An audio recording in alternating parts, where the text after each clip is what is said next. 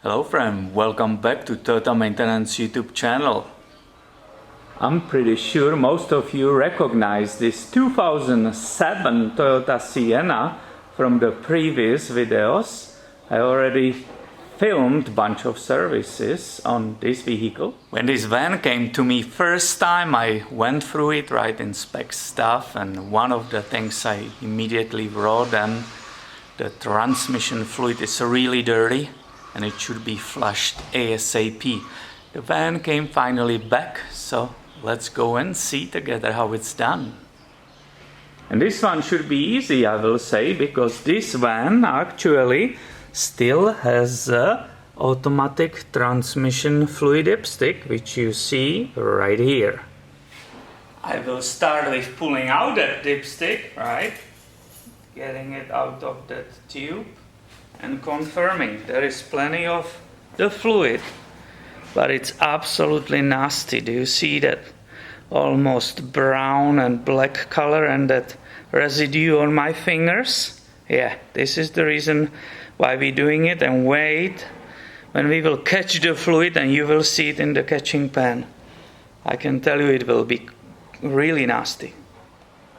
Now we have the van safely in the air. We can see where we'll be draining the transmission fluid, right? So this is automatic transmission pan, and here is the drain bolt, and you can see in the detail, hopefully, it's a hex number 10. So I set it up here so I can catch that fluid and show it to you and to the owner.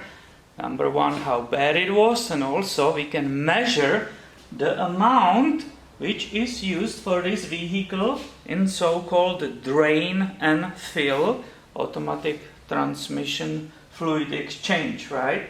So here you can see this is that hex number 10 tool, and I will just remove the drain plug, right? This one was pretty tight and it's already started coming. And basically looking at it, and I will show you the detail, it looks black, right? It's not even slightly red as it's supposed to be. It's in really bad shape. Let me show you. And you can see what is happening immediately after I cracked it open, right? Sometimes it doesn't start flowing, but this one is. So this is for just to give you idea what's happening if you want to ever do it by yourself.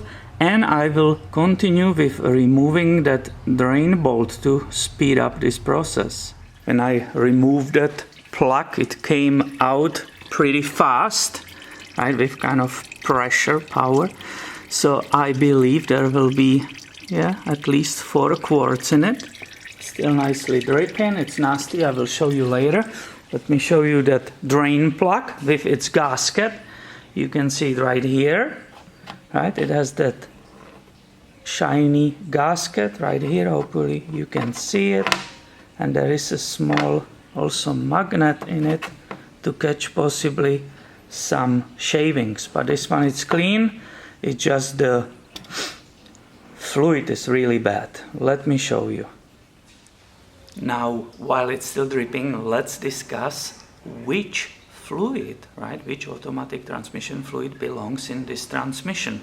How do you know, right?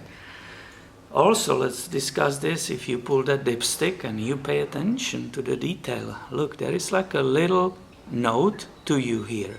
No need to replace ATF under normal driving condition. So Toyota tells you don't replace it, right? Don't flush it.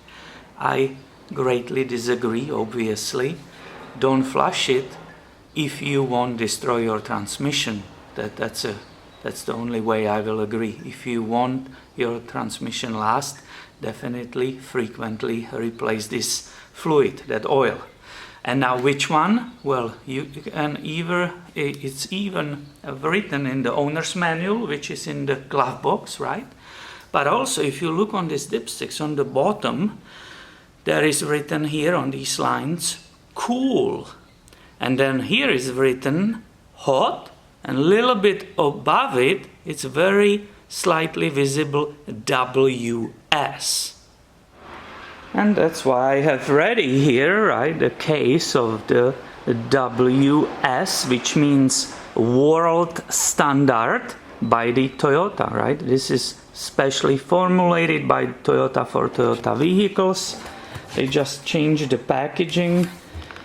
It's a 6, before it was 9, I believe, in those boxes up there I have, but they just make it smaller, so it comes with the 6 and you can get it from Toyota dealer.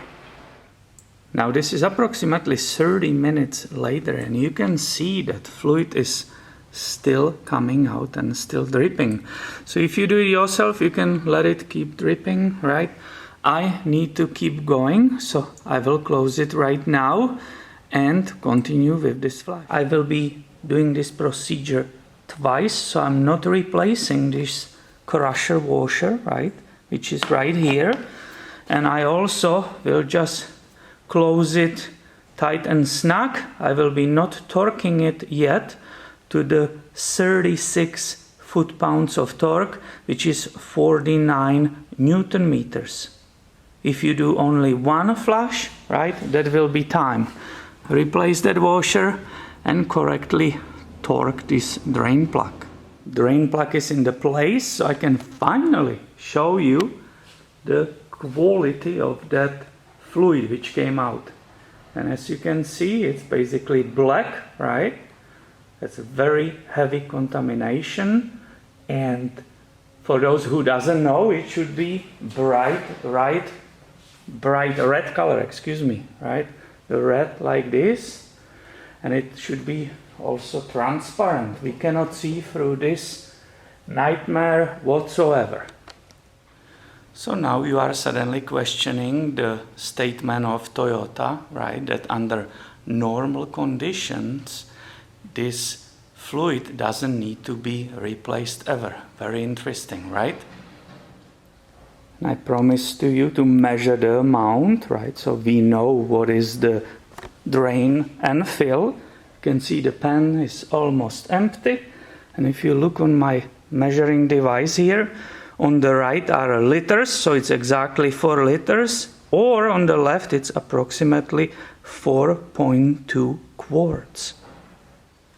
And why I'm giving you this number, well, it's not the final, right, number that you will put 4.2 and you are done. No, I'm just basically trying to give you idea how many quarts you have to buy when you do this job only once. If you do it twice, right, if you want to really flush it twice in one day, you can basically buy the double amount.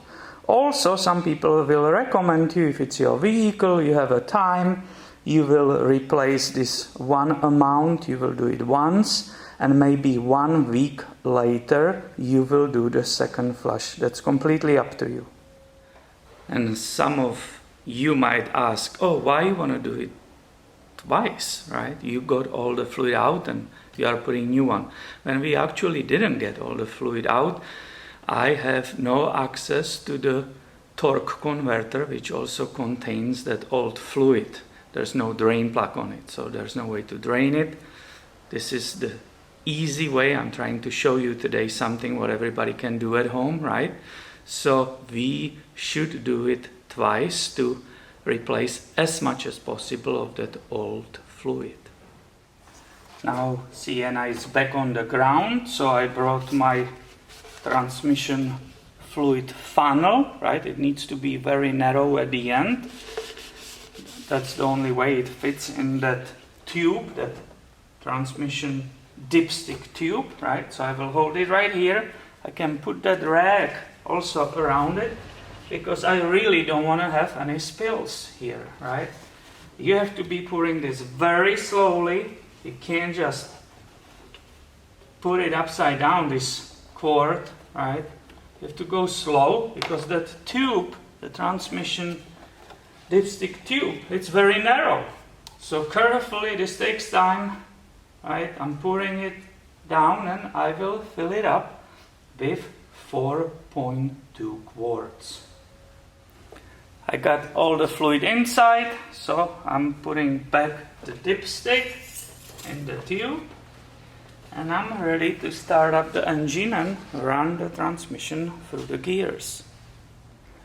When you run the engine, always make sure you are in the well ventilated area, right? So the fumes out of the engine, out of the exhaust doesn't kill you. And what I'm doing right now, I want to mix that fluid, right, the remaining bad fluid with the new fluid. So I will start it up, let it idle for a while, and then carefully I will be going through the gears. So, step on the brake pedal, obviously, right? You should always have a parking brake on, and go through the gears. So the transmission is using that brand new fluid, right? The oil. And this I will repeat a few times. Ideally, you go on the test drive, right? I will continue with this flush one more time. So I will just run it like this to mix it up and then drain it one more time. Then I will torque that drain plug. I will pour back the same level and I will go for the real test drive. And in my case, what I do, I completely bring it on the operating temperature. So I want to be in the hot on that automatic transmission fluid dipstick. And why is that? Well, it's simple. Because the measurement in the hot area is more precise than in that lower part, which is called cool. So I want to have it perfect, either for myself or for my customers. So I'm using that hot range only. So let's say you did that, you warm up the engine and you want to do the final measurement, right? So how is it done? Well, first of all, it's with the engine running, so be careful when you put your hands down there, you don't burn yourself, and so on. The vehicle is in the park, again, with the brake applied, and you pull out the dipstick out of the dipstick tube, right? You wipe it with the rag and put it back. And after that you pull it once again out and you are observing on both sides of the dipstick the level of the fluid. If there is not enough, if it's a little bit low, obviously you will stop the engine and you can carefully with the small amounts start adding the fluid like we did before, and then remeasure, and hopefully you are lucky enough and the fluid level is perfect. I hope many of you will find this video helpful, and please make sure you are subscribed because I have always way more videos about Toyotas coming your way soon.